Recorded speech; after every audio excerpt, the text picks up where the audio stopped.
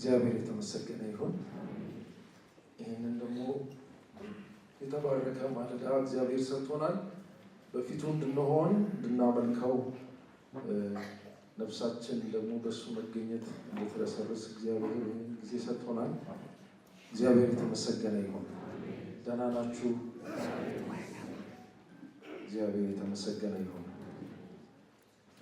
የዮሐንስ ራእይ መልእክት ከምዕራፍ 2 እና ምዕራፍ 3 እያየን ነው። እንደምታውቁት መንፈስ የሚለውን እንስማ በሚል ርዕስ እግዚአብሔር ረድቶን ዛሬ 6ኛ ሳምንታችን ነው።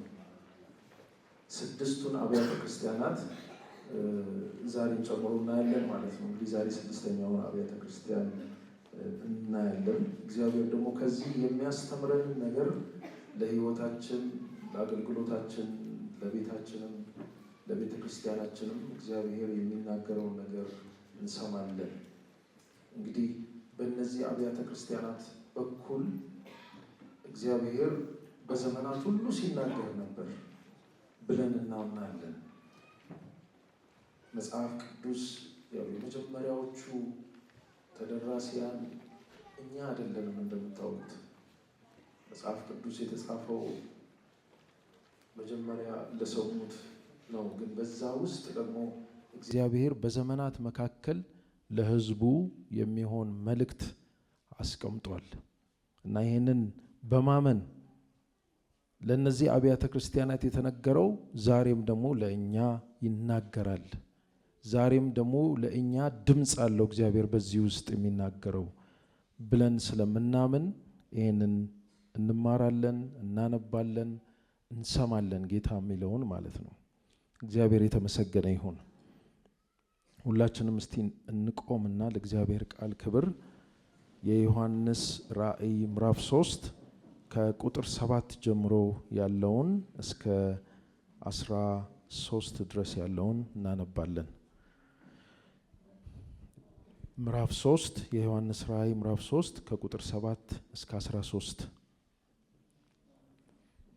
በፊላደልፊያ ወዳለው ወደ ቤተ ክርስቲያን መልአክ እንዲህ ብለህ ጻፍ። የዳዊት መክፈቻ ያለው የሚከፍት የሚዘጋም የሌለ የሚዘጋ የሚከፍትም የሌለ ቅዱስና እውነተኛ የሆነው እርሱ እንዲህ ይላል፣ ስራህን አውቃለሁ። እነሆ በአንተ ፊት የተከፈተ በር ሰጥቻለሁ፣ ማንም ሊዘጋው አይችልም። ኃይልህ ምንም ትንሽ ቢሆን ቃሌን ጠብቀሃልና ስሜንም አልካድክምና። እነሆ አይሁድ ሳይሆኑ አይሁድ ነን ከሚሉ ነገር ግን ከሚዋሹ ከሰይጣን ማህበር አንዳንዶችን እሰጥሃለሁ። እነሆ መጥተው በእግሮች ፊት ይሰግዱ ዘንድ እኔም እንደወደድኩህ ያውቁ ዘንድ አደርጋቸዋለሁ። የትዕግስቴን ቃል ስለጠበቅህ እኔ ደግሞ በምድር የሚኖሩትን ይፈተናቸውም ዘንድ በዓለም ሁሉ ላይ ሊመጣ ካለው ከፈተናው ሰዓት እጠብቅሃለሁ። እነሆ ቶሎ ብዬ እመጣለሁ። ማንም አክሊልህን እንዳይወስድብህ ያለህን አጽንተህ ያዝ። ድል የነሳው በአምላኬ መቅደስ አምድ እንዲሆን አደርገዋለሁ፣ ወደፊትም ከዚያ ከቶ አይወጣም። የአምላኬን ስምና የአምላኬን ከተማ ስም ማለት ከሰማይ ከአምላኬ ዘንድ የምትወርደውን አዲሲቱን ኢየሩሳሌምን እንዲህ አዲሱንም ስሜን በእርሱ ላይ እጽፋለሁ። መንፈስ ለአብያተ ክርስቲያናት የሚለውን ጆሮ ያለው ይስማ። እንጸልያለን። ቅዱስ አባታችን እግዚአብሔር እናመሰግንሃለን ከኛ ጋር ስላለ ጌታ ሆይ፣ እየባረከን ስለሆነ እግዚአብሔር ሆይ እናመሰግንሃለን። እንድናመልክህ ስለረዳሃን ጌታ ሆይ እናመሰግንሃለን። ጌታ ሆይ አሁንም ይኸው በፊትህ አለን፣ ቃልህን ከፍተናል። በጌታ በኢየሱስ ክርስቶስ ስም ለልባችን አንተ እንድትናገረን እንጸልያለን። የልባችን ጆሮዎች እንዲከፈቱ እግዚአብሔር ሆይ፣ አይኖቻችን እንዲከፈቱ እግዚአብሔር ሆይ፣ አንተ የምትናገረውን እንድንሰማ፣ አንተ የምትለውን ማየት እንድንችል እንድትረዳን እንጸልያለን። ጌታ ሆይ ሰምተን የምንታዘዝ እንድንሆን፣ ሰምተን እግዚአብሔር ሆይ በመንገድህ የምንሄድ እንድንሆን እግዚአብሔር ሆይ እንዲሁ ሰምተን እንዲሁ የማንሄድ እግዚአብሔር ሆይ እንድንሆን እንድትረዳን በኢየሱስ ስም ጸልያለሁ። የሚነገረው ቃል እግዚአብሔር ሆይ በሕይወታችን ፍሬ እንዲያፈራ ለውጥን እንዲያመጣ እግዚአብሔር አምላክ ሆይ በኢየሱስ ስም የተከፈተ ልብ እንዲሆንልን በኢየሱስ ስም እለምንሃለሁ። ማንኛውም የጠላት ተግዳሮት ሁሉ እግዚአብሔር ሆይ በኢየሱስ ክርስቶስ ስም የተከለከለ እንዲሆን ጸልያለሁ። እግዚአብሔር ሆይ በተለያየ መንገድ ሊያውከን የሚነሳ እግዚአብሔር ሆይ ቃልህን እንዳንማር በተለያየ መንገድ እግዚአብሔር ሆይ ተጽዕኖን ሊያደርግ የሚነሳ ሁሉ በጌታ በኢየሱስ ክርስቶስ ስም የተከለከለ ይሁን። እግዚአብሔር ፍጹም አንተ ይህንን ጉባኤ እንድትቆጣጠር ሁለንተናችን እንድትቆጣጠር በጌታ በኢየሱስ ስም ላንተ አሳልፈን ራሳችን እንሰጣለን። ክብር ለስም ይሁን በጌታ በኢየሱስ ክርስቶስ ስም አሜን።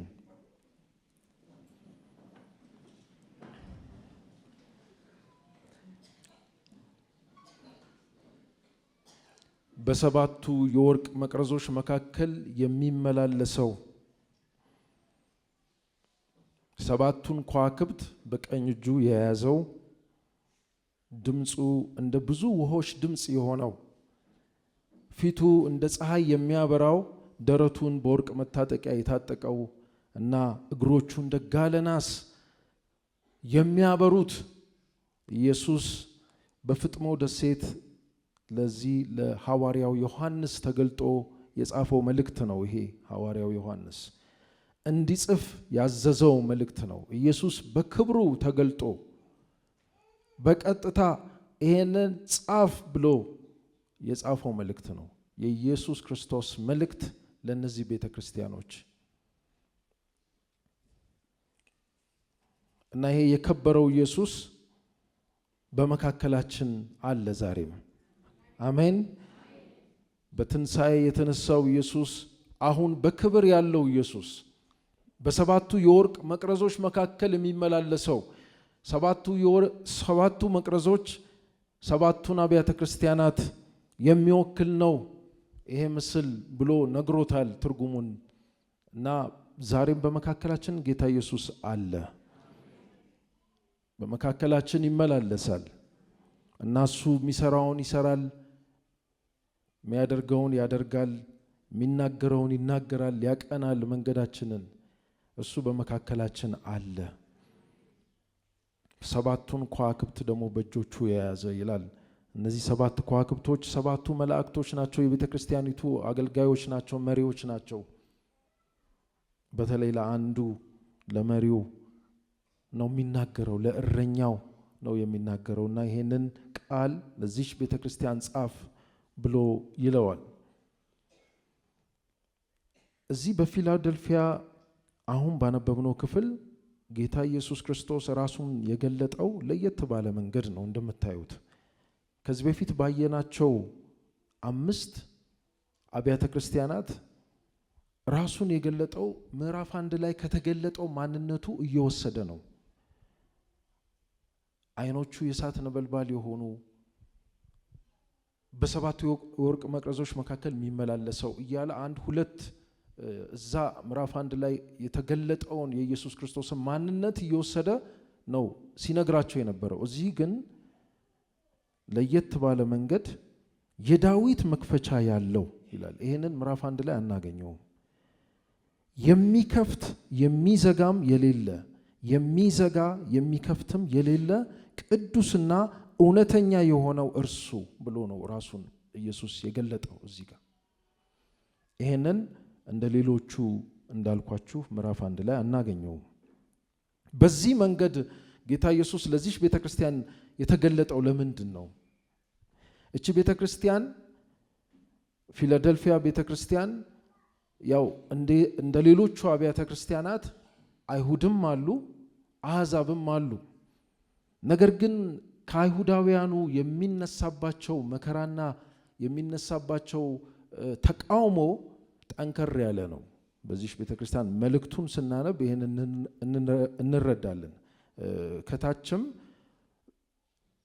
አይሁድ ነን እያሉ አይሁድ ያልሆኑ የሰይጣን ማህበር የሆኑ ይላል እና እንደዚህ የተደራጁ የይሁዲ እምነት ተከታዮች እነዚህን ክርስቲያኖች ይቃወማሉ። እና ጌታ ኢየሱስ እዚህ ክፍል ላይ ወደ ብሉይ ኪዳን የሚወስዱ ሐሳቦችን እየጠቀሰ ነው የሚናገራቸው ለነዚህ ለፊላደልፊያ ቤተክርስቲያን። ይሄ ንግግር እነሱን የሚያጸና ንግግር ነው። አይሁዳውያን እንደምታውቁት ጌታ ኢየሱስ ክርስቶስን አይቀበሉም። ጌታ ኢየሱስ ክርስቶስ እውነተኛ መሲህ ነው ብለው አይቀበሉም። እውነተኛ ንጉስ ነው፣ የሚመጣው ንጉስ አይደለም፣ ገና ይመጣል መሲህ ብለው ነው የሚጠብቁትና ጌታ ኢየሱስ ክርስቶስ የተሰቀለው ክርስቶስ ከሞት የተነሳው ክርስቶስ የነሱ ጌታ አይደለም። እነሱ ገና ሌላ መሲህ ነው የሚጠብቁት። ግን እዚህ ለእንደዚህ አይነት ክርክር ያ የናዝሬቱ ኢየሱስ መሲህ አይደለም ለሚሉ አይሁዳውያን መልስ እንዲሆናቸው ይሄንን ደብዳቤ ጌታ በዮሐንስ በኩል ይጽፋልና ራሱን ሲያስተዋውቅ እኔ ነኝ መሲሁ ማለቱ ነው። የዳዊት መክፈቻ ያለው ሁሉ ጊዜ ዳዊት ሲነሳ ጌታ ኢየሱስ ክርስቶስ እንደምታውቁት በወንጌላትም የዳዊት ልጅ እየተባለ ይጠራ ነበር አይደለም? እዚህም ዮሐንስ ራእይ ውስጥ የዳዊት ስር የሆነው ከይሁዳ ነገድ የሆነው አንበሳ እሱ ማህተሙን ሊፈታ የሚል ቃል እናገኛለን ምዕራፍ 5 ላይ። የዳዊት ስር የሆነው የዳዊት መክፈቻ ያለው ጌታ ኢየሱስ፣ ይሄ ጌታ እውነተኛው መሲህ ነው። ይሄ ጌታ የምንጠብቀው አዳኝ የሆነው መሲህ ይሄ ጌታ ነው። ሌላ ጌታ የለም። ሌላ የምንጠብቀው መሲህ የለም። እና ራሱን ሲገልጥ እኔ ነኝ የዳዊት መክፈቻ ያለኝ፣ የምከፍት የምዘጋ እኔ ነኝ ብሎ ይናገራል። ይሄንን ቃል ኢሳይያስ ምዕራፍ 22 ቁጥር 22 ላይ ቃል በቃል ኦልሞስት እናገኘዋለን። እና ከብሉይ ኪዳን ነው ይሄ እነዚህ ሐሳቦች ወደዚህ ወደ ዮሐንስ ራእይ የመጡትና እዛ ቦታ ያለውን እስቲ እናንብብና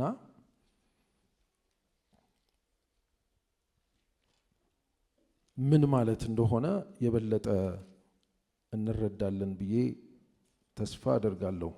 ምዕራፍ 22 ቁጥር ኢሳይያስ ምዕራፍ 22 ቁጥር 22 ላይ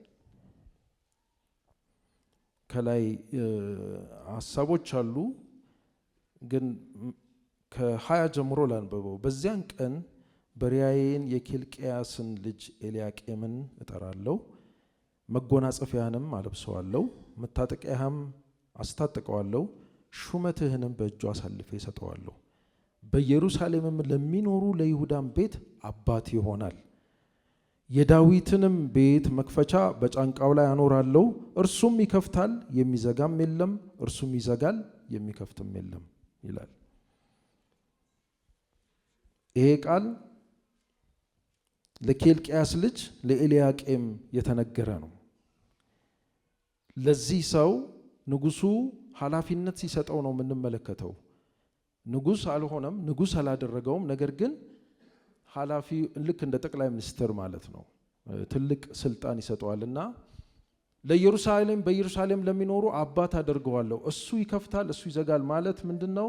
በከተማዋ እሱ ሳይፈቅድ የሚኖር ሰው የለም።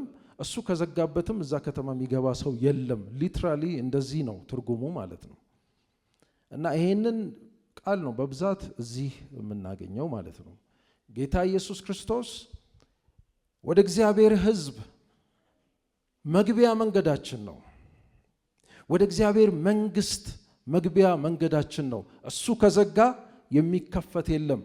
ወደ እግዚአብሔር መንግስት መግባት አይቻልም። በእግዚአብሔር ሕዝብ መካከል እና በእግዚአብሔር መንግስት ውስጥ ያለውን በረከት መካፈል አንችልም። ያን የዘላለም ሕይወት ከዛም ሌሎቹን በረከቶች መካፈል አንችልም። እሱ ከዘጋ እሱ ዘጋ ነው። አይሁድ ስለሆንኩኝ ይሁዲ ነኝ ስላልኩኝ አልገባም።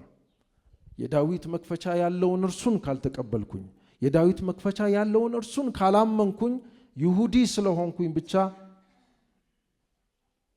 ወደ እግዚአብሔር ሕዝብ አልቀላቀልም።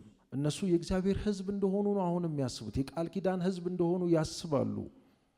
የአብርሃም ልጆች እንደሆኑ ያስባሉ። ሐዋርያቱ ደጋግመው እነ ጳውሎስ ነግረዋቸዋል። የአብርሃም ልጅነት በስራ የሚገለጥ ነው እንጂ በመገረዝ አይደለም፣ በውጫዊ ስርዓት አይደለም። ይሁዲ ነኝ ስላልክ አይሁድ አይደለህም። አሁንም እዚህ በፊላደልፊያ እነዚህ ሰዎች አሉ፣ ያስቸግራሉ። ጌታ ኢየሱስ የናዝሬቱ ኢየሱስ የተሰቀለው ክርስቶስ እና ከሞት የተነሳው ክርስቶስ መሲህ አይደለም ይላሉ። ስለዚህ ጌታ ኢየሱስ የዳዊት መክፈቻ ያለኝ እኔ ነኝ የምናገርህ ይላል። ቅዱስና እውነተኛ ብሎ ደግሞ እንደገና ራሱን ይገልጣል። ይሄም ከብሉይ ኪዳን የተወሰደ ነው። ቅዱስ ቅዱስ ቅዱስ ተብሎ የተጠራው በኢሳይያስ 6 ላይ እግዚአብሔር ነው አይደለም? ያህዌ የሚሉት እነሱ ሁሉን ቻይ የሆነው አምላክ፣ እውነተኛው አምላክ ነው ቅዱስ ተብሎ የተጠራው። ያንን ስም ጌታ ኢየሱስ ክርስቶስ ይወስዳል። እሱ እውነተኛ አምላክ ስለሆነ፣ አሜን፣ መሲህ ብቻ ሳይሆን አምላክም ስለሆነ ቅዱስ የሆንኩት እኔ፣ አምላክ የሆንኩት እኔ፣ እግዚአብሔር የሆንኩት እኔ ማለቱ ነው። እንደገና እውነተኛ የሆንኩት እኔ ይላል። ይሄ በወንጌላት ደጋግመን የምናየው ነው። እኔ እውነት ነኝ ብሏል ኢየሱስ ራሱ። እውነተኛ የሆነው፣ እውነተኛ ብቻ ሳይሆን እውነት የሆነው። እውነተኛ የሚለው ቃል እዚህ እኛ በአረፍተ ነገር ውስጥ የእውነት አረፍተ ነገር፣ ሐሰት አረፍተ ነገር እንደምንለው አይነት አገላለጽ ሳይሆን ሪል የሆነ ማለት ነው። ጄኒውን የሆንኩት እኔ ነኝ ማለቱ ነው። ወይንም እውነት ራሱ የሆንኩት እኔ ነኝ ማለት ነው። እውነተኛ የሆንኩት ማለት ያለው በእውነት ያለው እና እውነት የሆንኩት የእውነት መለኪያ የሆንኩት እኔ ነኝ ብሎ ራሱን ይገልጣል። ይሄ ጌታ እቺን ቤተክርስቲያን ሲመለከት ከሌሎቹ እስካሁን ድረስ ካየናቸው በተለየ በጣም ብዙ ጠንካራ ነገር ነው እዚህ የምናየው። ኦልሞስት ምንም የሚነቅፍበት ነገር የለውም ጌታ ኢየሱስ እዚህ ፊላደልፊያ ቤተክርስቲያን። በጣም የሚገርም ነው። እቺ ፊላደልፊያ ቤተክርስቲያን ትንሽ ስለ ከተማው መናገር ያስፈልጋል መሰለኝ አይ ቲንክ። እና ስለ ከተማው ስለ ፊላደልፊያ ወይንም ስለ ትርጉሙም የተጻፉ መጽሐፎች ምንድነው የሚሉት? ፊላደልፊያ ማለት የወንድማማች ፍቅር ማለት ነው ትርጉሙ በግሪክ። የወንድማማች መዋደድ እና ከሌሎቹ ከተሞች በጣም ሌት ሆና የቅርብ ጊዜ ከተማ ናት ወይንም ወጣት ከተማ ናት ማለት እንችላለን። ሌሎቹ የ1200 ዓመት የ800 ዓመት ከዛም በላይ የሆነ እድሜ ያላቸው ከተሞች ናቸው። እነ ኤፌሶን፣ እነ ሰርዴስ፣ እነ ሰምርኔስ ትልልቅ እድሜ ያላቸው ናቸው። እቺኛዋ ከተማ ይሄ መልእክት ሲጻፍላት ምናልባት የ200 ዓመት እድሜ ያላት ከተማ ናት። ከሌሎቹ አንጻር 200 ብዙ ነው፣ ግን ከሌሎቹ አንጻር በጣም ወጣት ከተማ ናት። እና እቺ ከተማ የተመሰረተችበት ዓላማ እዛ አካባቢ የግሪክ ስልጣኔ የግሪክ ቋንቋ ገና አልተስፋፋም ነበር። ስለዚህ ያንን አካባቢ ለማሰልጠን እንደ ማሳያ ግሪክኛ የሚናገር የግሪክን ሲቪላይዜሽን በደንብ የወሰደ ማህበረሰብ ለመፍጠር የተደረገ ነው። በግሪክ ነገስታት የተመሰረተች ከተማ ናት እቺ ከተማና ተሳክቶላቸዋል። ከ100 ዓመት በኋላ እዛ አካባቢ ይነገር የነበረው ሊዲያን የሚባለው ቋንቋ ጠፍቶ ሙሉ በሙሉ ግሪክኛ ሆኗል። የግሪክን ስልጣኔ በደንብ ወስደው በቃ ግሪኮች ሆነዋል። ይሄ መልእክት ሲጻፍላቸው ቋንቋቸው የድሮ ቋንቋቸውን ረስተው ግሪክኛ ተናጋሪ ሆነው የግሪክን ባህል ስልጣኔውን ሁሉ ወስደው እየኖሩ ነበርና ይሄ በጣም ትርጉም አለው ለዚች ቤተክርስቲያንም። እንደምታውቁት እንግዲህ ወንጌል ለመስበክ አንዱ የሚያስፈልገን ነገር ቋንቋ ነው፣ ባህልን ማወቅ ነው። እና እቺ ቤተክርስቲያን አንድ የተባለችው ነገር ምንድነው? የተከፈተ በር ሰጥቻለሁ፣ የተከፈተ በር ሰጥቻለሁ የሚል ነው። ይሄ የተከፈተ በር ከዚህ ከቋንቋውም ጋር የተያያዘ ነው፣ ከወንጌል ስራ ጋር የተያያዘ ነው ይሄ የተከፈተ በር። ስለዚህ እቺ ከተማ በዚህ አይነት መልክ የተመሰረተች ከተማ ናት። ከዛ በኋላ እነ ጳውሎስ ኤፌሶን በመጡ ጊዜ ነው እቺ ቤተክርስቲያን የተመሰረተችው። ሌላ ቦታ ይሄንን ስም አናገኘውም። እቺ ቤተክርስቲያን ሌላ ቦታ ተጠቅሳ አናገኝም። የተመሰረተችው ጳውሎስ ኤፌሶን አካባቢ በነበረው ቆይታ የመሰረታት ከተማ የተመሰረተች ከተማ ናት ፊላደልፊያ ቤተክርስቲያኒቷ።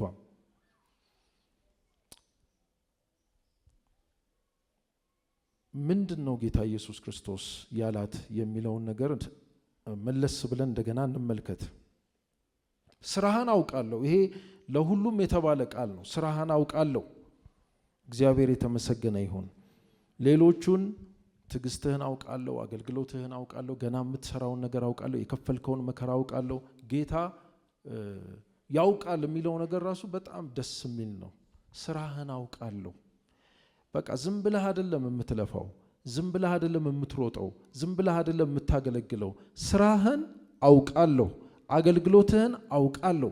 በእኔ ፊት የተመዘገበ ነው እያንዳንዱ ነገር፣ የምታረገው ነገር ሁሉ ማለት ነው። በቸልተኝነትም ካገለገልኩ እሱንም አውቃለሁ። እንደገና ደግሞ አቅቶ የደከምክበትን ነገርም አውቃለሁ። ስደትህንም አውቃለሁ፣ መከራህንም አውቃለሁ። እና የሚያውቅ ጌታ ነው ከኛ ጋር ያለው። የሚያይ ጌታ ነው ከኛ ጋር ያለው። አይኖቹ የእሳት ነበልባል የሆኑ ጌታ፣ ሁሉ ጊዜ የሚመለከት ጌታ፣ ሁሉን የሚያውቅ ጌታ ነው ከኛ ጋር ያለው። እና ስራህን አውቃለሁ። እነሆ በአንተ ፊት የተከፈተ በር ሰጥቻለሁ፣ ማንም ሊዘጋው አይችልም። እንደዚህ አይነት በረከት፣ እንደዚህ አይነት ማበረታቻ ጌታ ለዚህ ቤተክርስቲያን ለምን ተናገረ የሚለውን ከዚህ ቀጥሎ ባለው ሐሳብ እናያለን። ማንም ሊዘጋው አይችልም ካለ በኋላ ኃይልህ ምንም ታናሽ ቢሆን ቃሌን ጠብቀሃልና ስሜንም አልካድክምና። ኃይልህ ምንም ታናሽ ቢሆን የሚለው አንተ ትንሽ ነህ በኔጌቲቭ አይደለም እየተናገረው ያለው። ምንም ታናሽ ብትሆን ከሌሎቹ ቤተክርስቲያኖች አንጻር ቁጥራችሁ በጣም ትንሽ ቢሆን፣ ቁጥራቸው ትንሽ ነው። ከሌሎቹ ከተቃዋሚዎቻችሁ አንጻር የእናንተ ቁጥር ደካማ ቢመስል፣ በኢኮኖሚም ያን ያህል የበረታችሁ ባትሆኑ፣ እንደነ ሰርዴስ በቃ ሄደን እናምልክበት የሚያስብል አይነት ቻፕል እና ትልቅ ቤተክርስቲያን ያላችሁ ባይመስል፣ ባለፈው ሳምንት እንዳየነው ስም አለ ግን ሞታል የተባለችው ሰርዴስ በጣም የሀብታሞች ቤተክርስቲያን፣ ጥሩ ህንፃ ያላት ቤተክርስቲያን፣ አይሁዳውያኑም እንደዚሁ ከተማዋም የበለጸገች ከተማ ስለነበረች እንደዛ ነበር። ግን እዚህ የምናየው ምንም ደካማ ብትሆን ይላል፣ ምንም ደካማ ብትሆን ኃይልህ ምንም ታናሽ ቢሆን ቃሌን ጠብቀሃልና ይላል። ቃሌን ጠብቀሃል ማለት ቃሌን ታዘሃልና፣ የሰማኸውን ቃል ታዘሃልና። ጌታ ኢየሱስ እንግዲህ ከኛ የሚፈልገው ነገር ይሄ ነው። አንዱ ቃሉን እንጠብቅ ዘንድ፣ ቃሉን እንታዘዝ ዘንድ፣ ሰሚዎች ብቻ ሳንሆን አድራጊዎች እንድንሆን ሪዋርድ አለው። ይሄ ሽልማት አለው። ቃሉን መጠበቅ ሽልማት አለው።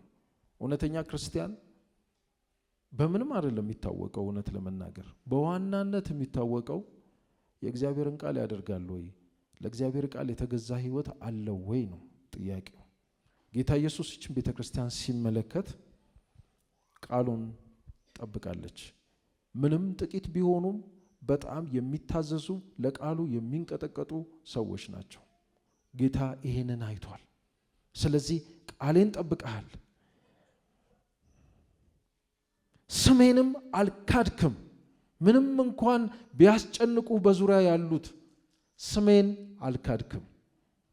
መሲህ መሆኔን አልካድክም። አዳኝ መሆኔን አልካድክም።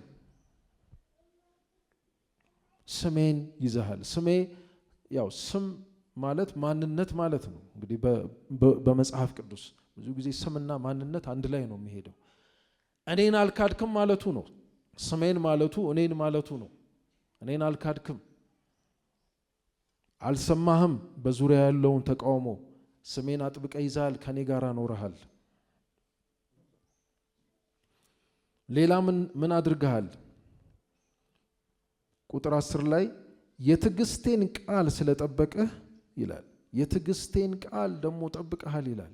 ትዕግስት ከሚመጣብን መከራ ጋራ የሚሰጥ ጸጋ ነው። እግዚአብሔር የተመሰገነ ይሁን። እና ብዙ ጊዜ አዲስ ኪዳን እንደምታዩት በመከራ ታገሱ፣ በሚደርስባችሁ ፈተናና መከራው ስታልፉ በትዕግስት በደስታ አስተናግዱት ነው የአዲስ ኪዳን ትምህርት። እና በትዕግስት የሚደርስባቸውን ፈተና እያሳለፉ በጽናት የቆሙ ሰዎች ስለሆኑ የትዕግስቴን ቃል ስለጠበቅህ ይላል። የትዕግስቴን ቃል ታገስ ያልኩትን ቃል በመከራ ውስጥ ታልፋለህ፣ ነገር ግን እኔ ካንተ ጋር ነኝ፣ ታገስ፣ ተአምራትን ታያለህ ያልኩትን ቃል ጠብቀሃልና፣ የትዕግስቴን ቃል ጠብቀሃልና። ስለዚህ ምን አደርግልሃለሁ? የመጀመሪያው በረከት የተከፈተ በር ሰጠሃለሁ። ይሄ የተከፈተ በር ሁለት መልክ ነው ያለው። አንደኛው ስለ መዳናቸው ነው የሚናገረው። ይሄ የተከፈተ በር ወደ እግዚአብሔር መንግስት አስገባሃለሁ፣ ጸንተሃልና ታግሰሃልና ወደሚጠብቅህ ክብር ወዳዘጋጀውልህ ክብር ትገባለህ። ይህንን በር ከፍቼልሃለሁ፣ ማንም ደግሞ ሊዘጋው አይችልም። እኔ ከፍቼዋለሁ፣ የደህንነትን በር ከፍቼዋለሁ እና ከጨለማ ከሰይጣን ከገሃነም የሚያስጠለውን ያንን በር ከፍቼልሃለሁ፣ ትገባለህ፣ ማንም አይዘጋውም። ሌላው ደግሞ ከአገልግሎት ጋር የተያያዘ በር ነው። ቅድም እንዳልኳችሁ እነዚህ ሰዎች ለአካባቢያቸው ማሰልጠኛ እንዲሆኑ እንደ ማሳያ የተተከለች ከተማ ናት እቺ ከተማ። እና እንደውም ትንሿ አቴንስ የሚል ስምም ተሰጥቷታል። ህንፃዎቿ ስለሚያምሩ በደንብ ስለሰሯት እና በደንብ የግሪክ ስልጣኔ ያለባት ከተማ ናት። እና ከዚህ የተነሳ የወንጌል በር በደንብ የተከፈተላት ከተማ ናት ማለት ነው። እና ይህንን በር ሰጥቻለሁ፣ ይህንን በር የወንጌል በር ሰጥቻለሁ። በር የአገልግሎት በር ብዙ ጊዜ ከወንጌል ጋራ ነው የተያዘው። ጳውሎስ ሲናገር እንደምታውቁት ወንጌልን እንድሰብክ እንዲረዳኝ በሩ እንዲከፈትልኝ ጸልዩልኝ ይላል አይደለም? ይህንን የወንጌል በር ይህንን የአገልግሎት በር ከፍቼልሃለሁ።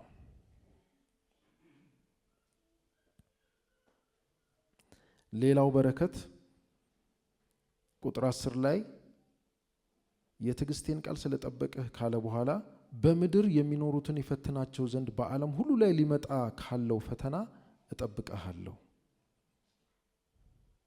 እንደገና ቁጥር 9 ላይ እነሆ አይሁድ ሳይሆኑ አይሁድ ነን ከሚሉ ነገር ግን ከሚዋሹ ከሰይጣን ማህበር አንዳንዶችን እሰጥሃለሁ። እነሆ መጥተው በእግሮች ፊት ይሰግዱ ዘንድ እኔም እንደወደድኩ ያውቁ ዘንድ አደርጋቸዋለሁ ይላል።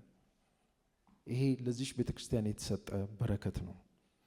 አንዳንዶች አይሁዶችን እሰጥሃለሁ፣ ምርኮ አድርጌ እሰጥሃለሁ፣ ተቃዋሚዎችን እሰጥሃለሁ። አንዳንዶችን ነው የሚለው። እንደምታውቁት እንግዲህ አይሁድ በሙላት የሚድኑበት ዘመን ገና እንደሚመጣ መጽሐፍ ቅዱስ በተደጋጋሚ ይነግረናል። ሮሜ ምዕራፍ 9:10 ላይ ጳውሎስ አይሁድ ወደፊት እንደሚድኑ ተስፋ እንዳለው እና የእግዚአብሔር ተስፋ የእግዚአብሔር ቃል እንደሚፈጸም ይናገራል። እዚህ ሁሉም ይድናሉ አላለም።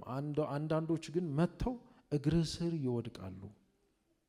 አንዳንድ ተቃዋሚዎች መጥተው ከእግሮች ስር ይወድቃሉ። እነሱን እሰጥሃለሁ ይላል።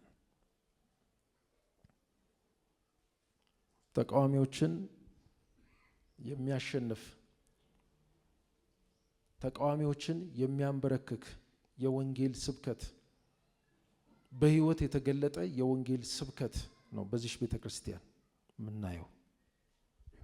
ምንም ትንሽ ቢሆኑ ምንም ጥቂት ቢሆኑም እንኳን እነርሱ ግን ለጌታ ቃል የታመኑ ለስሙ የታመኑ ስለሆኑ ጌታ ተቃዋሚዎችን ሳይቀር እንደሚሰጣቸው ተስፋ ይሰጣቸዋል። የዛሬ ቤተክርስቲያን ራሳችንን እንድናይ የሚያደርግ ይመስለኛል። ይሄ ዛሬ ከመናገር በላይ የሆነ የህይወት ምስክርነት ይጠበቅብናል። እንደምታውቁት ምስክርነታችን እንደ ድሮ አይደለም። ድሮ ጴንጤዎችን ቢያሳድዱም ግን እውነተኛ እንደሆነን ራሳቸው ይመሰክሩ ነበር። ታማኞች እንደሆኑ ራሳቸው ይመሰክሩ ነበር። ተቃዋሚዎቻችን ራሱ ስለኛ የሚናገሩት ነገር ነበራቸው። ዛሬ እንደሱ ነው ወይ? ዛሬ በውጭ ያሉ ሰዎች ስለኛ ምንድነው የሚናገሩት?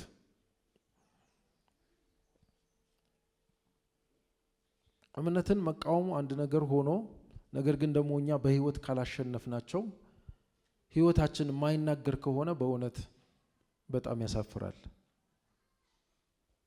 ተቃውሟቸው ትክክል ባይሆንም ግን የኛ ህይወት መናገር አለበት። የኛ ህይወት የምንሰብከውን ክርስቶስን ማሳየት አለበት። ይሄ ነገር በዚህ ዘመን ባለች ቤተክርስቲያን በብዙ እየጠፋ ያለ ነገር ነው። ከዚህ የተነሳ የወንጌል በሮች እየተዘጉ ነው። የሰው ልብ እየተዘጋ ነው። እናንተም እንደኛው ናችሁ፣ ምን ልዩነት አላችሁ እየተባለን ነው። ብዙ አሳፋሪ ነገሮችን ትሰማላችሁ። በየቢሮ ክርስቲያን ነው የተቀመጠው ተብሎ በጣም በደስታ ስትሄዱ አንዳንዱ የባሰ ሆኖ ታገኛላችሁ፣ አንዳንዱ ያው ሆኖ ታገኛላችሁ። እና እንዴት እየኖርን ነው? ጌታ ይሄ በሰባቱ የወርቅ መቅረዞች መካከል የሚመላለሰው ጌታ፣ ስራችንን የሚያውቀው ጌታ፣ የሚመለከተን ጌታ ዛሬ ስላለችው ቤተክርስቲያን እንደዚህ ይላል ብዬ ለመድፈር በጣም እቸገራለሁ። እቺ ቤተክርስቲያን ግን በህይወት በስብከትም ተቃዋሚዎቿን ያሸነፈች ቤተክርስቲያን ናት። እግዚአብሔር እንደዚህ አይነት ጠንካራ ቤተክርስቲያን ያድርገን። የሱ ህዝብ እውነተኛ ህዝብ፣ በህይወት የተገለጠ ኑሮ የሚኖር ህዝብ፣ ስሙን ያልካደ በቃሉም በተግባሩም ስሙን ያልካደ ህዝብ ያድርገን። አንዳንድ ጊዜ በቃላችን ባንክደውም በስራችን እንክደዋለን። ስራችን የሚናገረው ሌላ ነው፣ የምናወራው ደግሞ ሌላ ነው። እና ጌታ ስራችንን ነው የሚያየው። እሱ ሁሉን ያያል። ልብና ኩላሊትን ሁሉ የሚመረምር ጌታ ነው። አይኖቹ ያያሉ ሁሉንም። እና በዚህ ጌታ ፊት ስንመላለስ ህይወታችን ምን ይመስላል? ተቃዋሚዎቻችንን አፍ የሚያዘጋ ህይወት ነው ያለን ወይንስ እንደፈለጉ እንዲናገሩብን የሚያደርግ ከዛም ከኛ አልፎ ደግሞ የጌታን ስም እንደገና የሚያሰድብ ህይወት ነው ያለን? በጎረቤቶቻችን፣ በስራ ቦታችን፣ በያለንበት ቦታ ይሄንን የጌታን ስም ተሸክመናል ወገኖች። ይሄንን የጌታን ስም የሚመጥን ህይወት እየኖርን ነው ወይ? እንደ ፊላደልፊያ ቤተክርስቲያን። የፊላደልፊያ ቤተክርስቲያን ከዚህ የተነሳ ጌታ የተከፈተ በር ሰጧታል። ጌታ በቃ የአገልግሎት በሯን ከፍት ታደረገላት፣ ማንም ሊዘጋው የማይችል ይላል። የዚህችን ቤተክርስቲያን ታሪክ ወደፊትም ስታዩ በእስልምና ሌሎቹ ሲጠፉ እቺ ቤተክርስቲያን ለረጅም 100 ዓመታት ሳትዘጋ የቆየች ቤተክርስቲያን ናት። እውነትም ጌታ እንደተናገረው ለረጅም ጊዜ ጌታን ያገለገለች ቤተክርስቲያን ናት።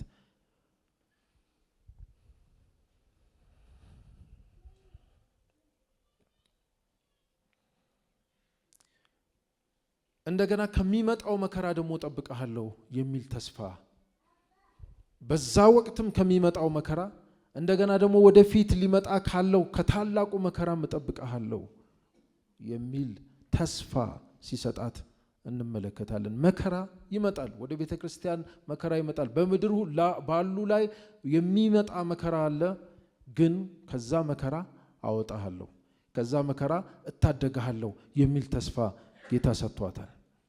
ምክንያቱም ስሜን ጠብቀሃል፣ ስሜን አልካድክም፣ ቃሌን ጠብቀሃል፣ የትዕግስቴን ቃል ጠብቀሃልና ከመከራም አድነሃለሁ።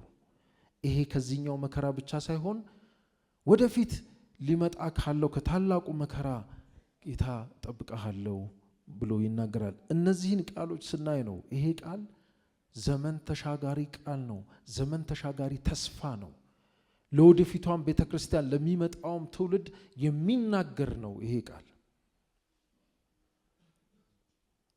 ማንም የማያውቀው ማንም ያላየው እስከዛሬ ድረስ ያልሆነ መከራ እንደሚመጣ በተደጋጋሚ ጌታ ኢየሱስ ክርስቶስም ተናግሯል። እዚህም ክፍል ላይ ዮሐንስ ራእይ ላይ እናያለን። ከዚህ መከራ የሚያመልጠው የጌታን ስም የጠበቀ ጸንቶ የኖረ የትዕግስቱን ቃል የጠበቀ ከዚህ ከታላቁ መከራ ያመልጣል። እቺ ቤተክርስቲያን ይሄ ተስፋ ተሰጥቷታል።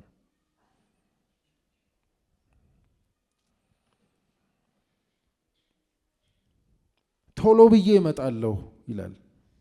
ቁጥር 11 ላይ ደግሞ እነሆ ቶሎ ብዬ እመጣለሁ፣ ማንም አክሊልህን እንዳይወስድብህ ያለህን አጽንተህ ያዝ።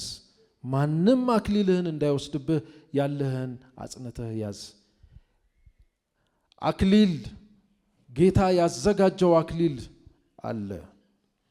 ይሄ የህይወት አክሊል እዚህ የዮሐንስ ራእይ ላይ በተደጋጋሚ ተጠቅሷል። እንደዚህ አይነት አክሊል እንደተዘጋጀ በጌታ ፊት ለጸኑ የሚሰጥ አክሊል አለ፣ የድል አክሊል አለ። ይሄንን አክሊል አዘጋጅቼልሃለሁ። ይሄንን አክሊል የምትወስደው ግን ያለህን አጽንተህ ስትይዝ ነው። ያለህ ምንድነው? ቃሌን መጠበቅህን አጽንተህ ያዝ። ስሜን አጥብቀህ ያዝ። ከኔ ጋራ ያለህን ህብረት አጥብቀህ ያዝ። ስለኔ ታማኝነትህን አጥብቀህ ያዝ፣ እንዳትጥለው። በብዙ መከራ በብዙ ፈተና ውስጥ ታልፋለህ፣ ግን ይሄንን ሳትጥል ያለህን አጽንተህ ያዝ። በመጨረሻ አክሊል እሰጥሃለሁ። ሃሌሉያ! የተዘጋጀ ክብር፣ የተዘጋጀ አክሊል አለ ወገኖች። ይሄንን አክሊል የሚያገኝ ግን ያለውን አጽንቶ የያዘ፣ ያለውን መንፈሳዊ ህይወት አጽንቶ የያዘ፣ ጌታ የሰጠውን ይህንን የከበረ ህይወት የያዘ እሱ አክሊል ያገኛል። ድል የነሳው በአምላኬ መቅደስ አምድ እንዲሆን አደርገዋለሁ። ድል የነሳው መከራውን አልፎ ድል የነሳው፣ ፈተናውን አልፎ ድል የነሳው፣ ይህንን የኃጢአት ፈተና የዚህን ዓለም ፈተና አልፎ ድል የነሳው ከኔ ጋራ በመቅደስ ይኖራል። መቅደሱ ራሱ ጌታ ኢየሱስ ክርስቶስ እንደሆነ ዮሐንስ ራእይ ላይ ይናገራል አይደለም?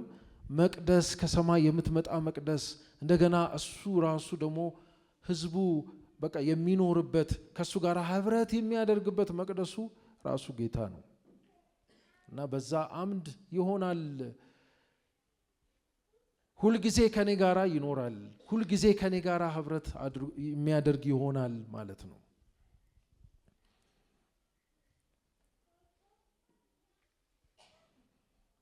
አምድ እንዲሆን አደርገዋለሁ፣ ወደፊትም ከዚያ ከቶ አይወጣም ይላል። ወደፊትም ከዚያ ከቶ አይወጣም። የአምላኬን ስምና የአምላኬን ከተማ ስም ማለት ከሰማይ ከአምላኬ ዘንድ የምትወርደውን አዲሲቱን ኢየሩሳሌምን አዲሱንም ስሜን በእርሱ ላይ እጽፋለሁ። የአዲሱን ከተማ ስም አዲሱን ስሜን በእሱ ላይ እጽፋለሁ ይላል። ይሄ የተለያየ ነገር ሳይሆን የሚናገረው አንድ ነገር ነው የሚናገረው። አንድ ሪዋርድ፣ አንድ ሽልማት ነው። ያ ሽልማት የጌታ ስም ያለው ሽልማት የአዲሲቷ ከተማ ሲቲዝን ወይንም ዜጋ መሆኑን የሚያሳይ ሽልማት ጌታ እሰጠዋለሁ ይላል። እንደገና በዚህ አምድ ላይ በፊላደልፊያም በዛም አካባቢ የተለመደ ነገር አለ። በጣም ታማኝ የሆኑ በጣም በአምልኳቸው የማይዛነፉ አምላኪ የሆኑ ሰዎችን በእነዛ ቤተ መቅደሶቻቸው በጣዖት ቤተ መቅደሶቻቸው አምድ ላይ ስማቸውን ይጽፋሉ። በጣም ትልልቅ የሆነ ስራ ለሰሩ ዜጎቻቸው የሚያደርጉት እንደ ሽልማት የሚያደርጉት ልምምድ አለ። እንደዛው በአምላኬ ፊት ስሙን እጠራዋለሁ፣ ስሙን እጽፈዋለሁ። በሰርዲስ ቤተክርስቲያን ስምህን በአባቴ ፊት ስለ ስምህ መሰክራለሁ፣ ስምህን አንስቼ ስለ አንተ እናገራለሁ ይላል ጌታ ኢየሱስ ክርስቶስ። እዚህ ቦታ ደግሞ ስምህን እጽፈዋለሁ፣ በዛ ቤተ መቅደስ በሰማያዊ ቤተ መቅደስ ስምህን እጽፈዋለሁ ይላል። ይሄ ሽልማት ነው። ስለኛ በእግዚአብሔር ፊት ይመሰከራል። ስለኛ ታማኝነት በእግዚአብሔር ፊት ይነገራል። በአባቴ ፊት እናገራለሁ። በቋሚነት እዛ ስምህ ይነሳል። ይሄ በጣም የሚገርም ነገር ነው። እንደዚህ አይነት ሽልማት ጌታ አዘጋጅቻለሁ ይላል። ይሄ ለኛም ነው፣ ለዚህኛዋም ቤተክርስቲያን ነው። ይሄንን ሽልማት በሰማይ የሚጠብቀንን ይሄንን የከበረ ሽልማት ማግኘት ከፈለግን እንግዲህ እንደ ፊላደልፊያ ቤተክርስቲያን የጌታን ስም የምንጠብቅ፣ ቃሉን የምንታዘዝ፣ ህይወታችንም ንግግራችንም ጌታ ሲያየው ደስ የሚሰኝበት እንዲሆን ያስፈልጋል። ድል መንሳት ማለት እሱ ነው። ድል መንሳት ማለት እሱ ነው። ከኃጢአት ጋር ታግለን ድል መንሳት፣ ተቃዋሚዎቻችንን አልፈን ድል መንሳት። በዚህ ምድር ላይም የተከፈተ በር ጌታ ይሰጠናል። በሰማይም ደግሞ እነዚህን ሽልማቶች ጌታ አዘጋጅቶልናል። ክብር ለእርሱ ይሁን። አሜን። እንግዲህ ድል የሚነሳ ህይወት ይሁንልን። ስማችን በሰማይ የተጻፈ እንዲሆን የተዘጋጀልንን አክሊል የምንወርስ እንድንሆን በእግዚአብሔር ፊት የማናፍር አንተ በጎ ታማኝ ባሪያ ወደ ጌታ ደስታ ግባ እንደተባለው በጎ ታማኝ ባሪያ ሆነን እንድንገኝ በመጨረሻም የድሉን አክሊል በዛች በአዲሲቷ ከተማ አድርገን የምንመላለስ የእግዚአብሔር ልጆች እግዚአብሔር ያድርገን። ይሄ ነው ጸሎታችን፣ ይሄ ነው ምኞታችን። እግዚአብሔር የተመሰገነ ይሁን። ሁላችንም ተነስተን እንጸልይና እንጨርሳለን።